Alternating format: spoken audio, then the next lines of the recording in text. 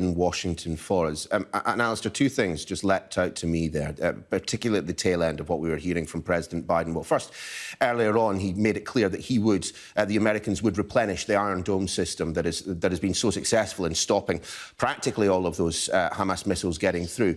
But then on top of that, he talked about dealing directly with the Palestinian Authority, not Hamas, to continue this fight to stop Hamas from rearming. I mean, the US government is clearly not stepping away from the Israelis at all, if anything, getting slightly closer.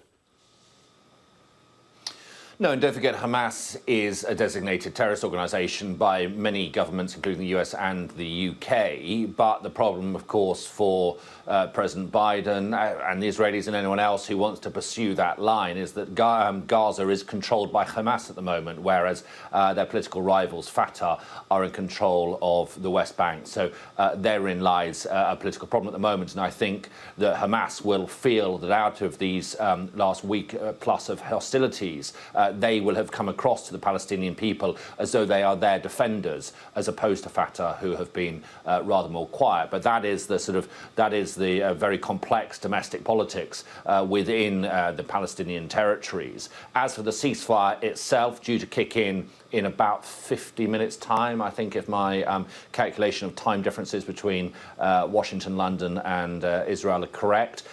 Nevertheless, as we predicted, and as is often the case, although we are very close, within minutes now of a ceasefire, there are still rockets being fired, by all accounts, from both sides, as each side tries to have the final word. But the diplomatic efforts that have been going on really ever since conflict broke out between the two sides have finally yielded some success. Everybody from the Israelis to the White House giving credit to the Egyptians for again helping broker some sort of truce between the two sides. I think it's the fourth time that the Egyptians have done this in just over 10 years, which gives you some indication as to how cyclical this violence is. But certainly President Biden has somewhat changed his tune a bit. He has stayed